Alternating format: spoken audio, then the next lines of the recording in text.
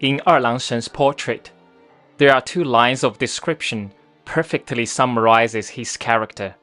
With lofty heart, he claims no kin to the emperor above.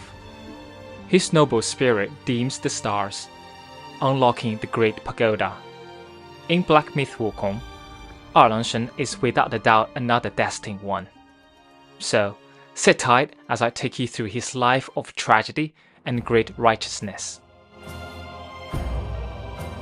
Erlang Shen's fate was tragic from the start. According to folklore, his mother, the Jade Emperor's younger sister, fell in love with the mortal and had 3 children. Erlang Shen, being the second child, was named Erlang, meaning the second boy in Chinese. However, as punishment, the Jade Emperor ordered their deaths and imprisoned his mother under a mountain. Only Erlang Shen and his younger sister survived, saved by their master, an enlightened Taoist. During their training, Erlang Shen saved a dog and received an axe as a gift.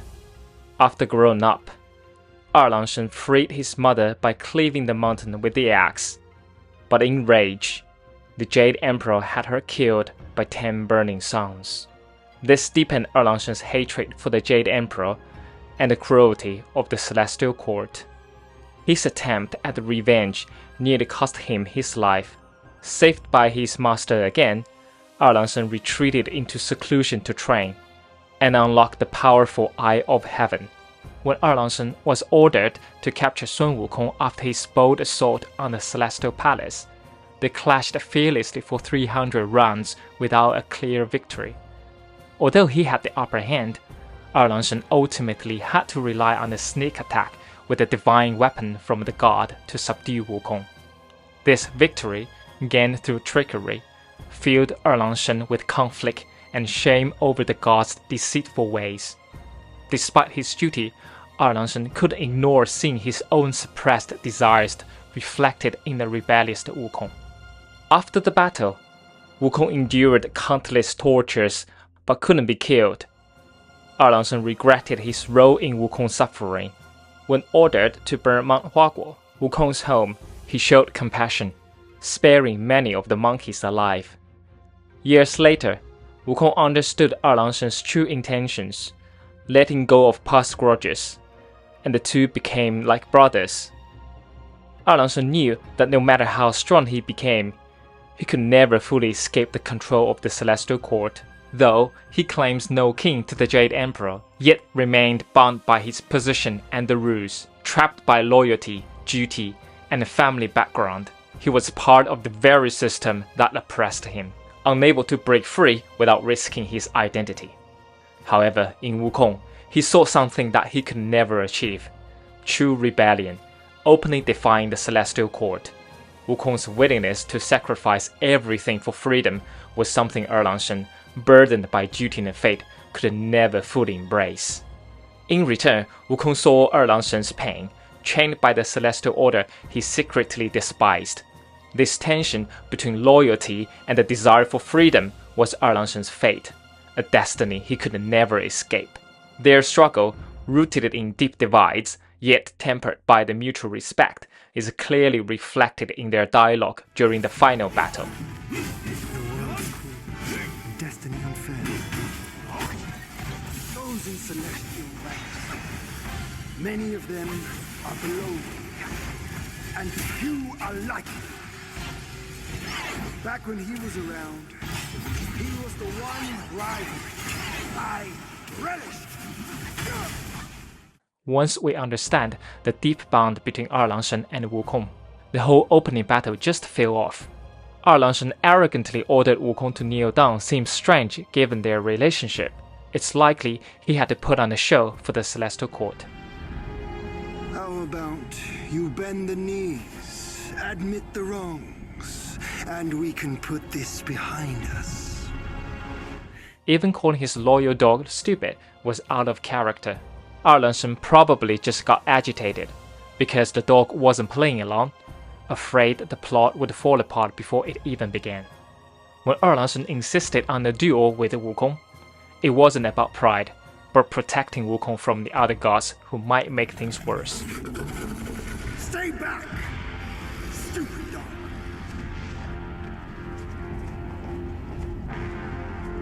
Mark this. He's not just any monkey. He's a monkey of merit. A monkey was made Buddha once. None other than me can challenge him to a duel. During the fight, they even worked together to eliminate the Celestial soldiers who meant to wipe out Mount Huaguo, securing its future, without which the Destined One would never have emerged.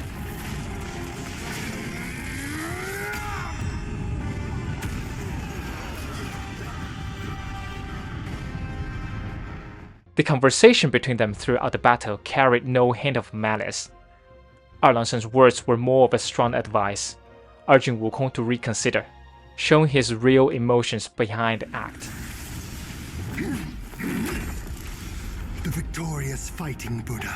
Have you any idea how many would give their everything for immortality? But when Wukong responded, Dear brother, your edge needs honing. Good. I was in need of a back scratcher. this was telling Erlang Shen to stop holding back, that his path was set. When Erlang Shen delivered the final blow, there was no sense of a triumph, just silence. He didn't want to kill Wukong, but he had no choice. We know the true ending of the game revealed that this entire scene was staged. Wukong, through Erlang Shen's hand, chose the mortal death for an unbound whale, breaking free from Headband's control. At the time, Erlang Shen didn't fully understand Wukong's choice. He doubted if he had done the right thing, feeling guilty being the one to end Wukong's life. Even the Celestial Court failed to kill him before, but now he was truly gone, at Erlang Shen's hands. He's dead, the sacred divinity said, his voice faltering, as if unwilling to utter the word. Later, Erlang Shen divided Wukong's 5 roots among the Yaoguai kings and entered the plot himself, hiding the most important mind root with his third eye. To protect the truth, he had to kill the Celestial soldiers who had witnessed his move. We can come to know this from his portrait. The Celestial soldier boasted, "I was at the front of the formation and saw it clearly. When they dismembered his body, even the sacred divinity took a piece." Before the Celestial soldier could finish, a spear had pierced through his chest, emitting a golden light that even dispersed the soul within his armor. The other Celestial soldier looked over his fourth fellow's shoulder, shocked. Before he could react, the golden light flashed again. Though burdened by guilt, Erlang Shen knew that without these drastic actions, Wukong's plan would have failed, and the Destined One would have never had any chance to inherit the true spirit of Wukong. To aid Wukong in his mission, Erlang Shen sent his brothers from Mount Mei, the gods who once helped him punish evil in the original story, to secretly assess the Destined One. They infiltrated into Yaoguai kings, who held the 5 roots, guiding the Destined One and assessing whether he was truly worthy to succeed Wukong. My brothers tested you at my behest. All for this day. Take the white-clad noble from chapter 1 for example, originally a white snake. No ill will I bear. I'm merely my brother's eyes and ears. I feign my loyalty to guard this path on the bear's order. Your destiny's bleak and stark. In its grip, we share the mark.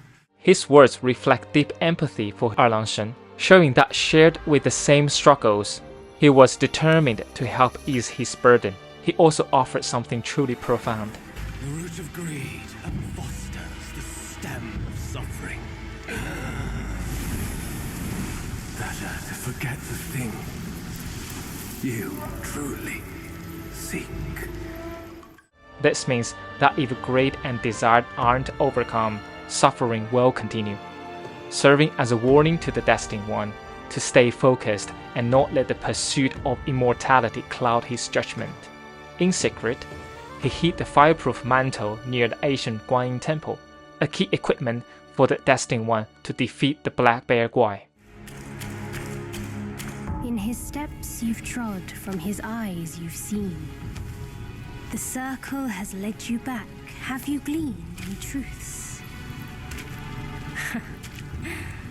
Long has an old friend waited for you. Destiny ripens. This last mural holds the key.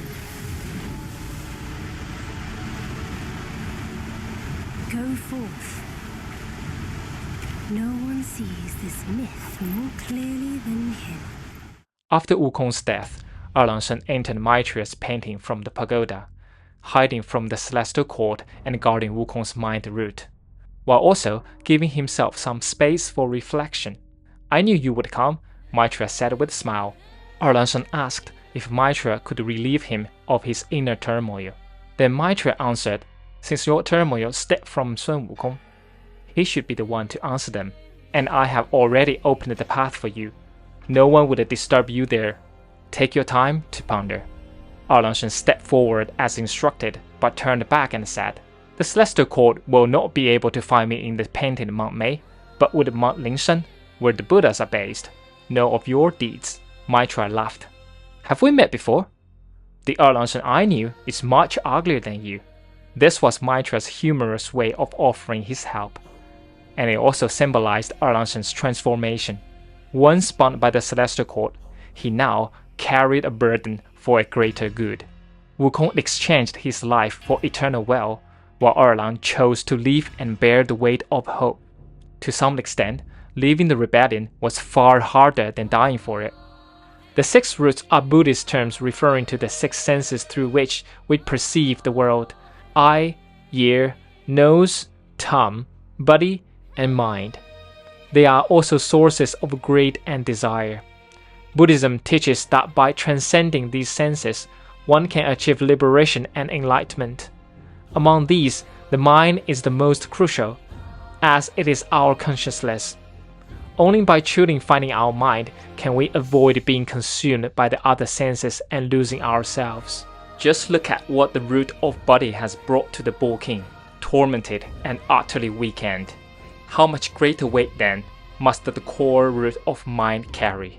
The portrait of another Erlang Shen's brother, green-capped martialist, noted. He said, the thing, which the mind root, is guarded by my brother. There's nothing to worry about. The young monk, who is actually Maitreya, said non-committally, that thing tests the bearer's heart greatly. He has borne it alone for many years. Let's hope he does not fail at the last moment. When you are defeated in the fight, Erlang Shen would say, bearing this mind is an ordeal. Trust me, I know it more than you do. Their solitude and endurance shaped Erlang Shen's character deeply. We can imagine he questioned his path many times, even daily, and each doubt deepened his internal conflict. I've been thinking of you every day since. Yet he persisted, and this persistence was not only a promise to Wukong, but also a testament to his longing for liberation and resentment towards the operation. When the Destined One arrived, Erlang finally understood Wukong's sacrifice. I can't kill that monkey. No one can. Except himself. But at last, I see. This is the only way. He had no choice. And neither did I. Right truth and shade. To cross life and death, as you have, I admire that. That means he finally sees Wukong's rebellion had been hiding in plain sight. By bending the rules of life and death, he turned apparent defeat into eternal freedom. And for Erlang Shen, And now I see clearly.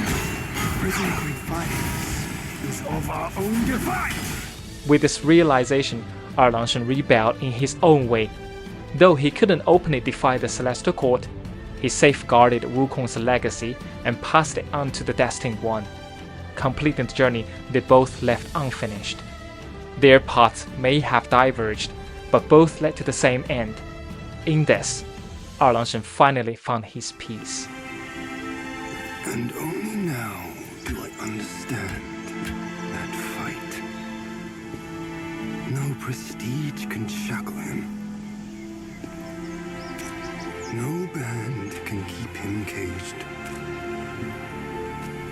A mortal death for an unbound mind and will. May you not fail him. I'm now at peace. Your journey, though, has just begun. In the end, Erlang Shen achieved the true liberation, no longer bounded by the destiny, becoming a hero of the freedom and for himself, a true destined one in his own right. Now, he can proudly say,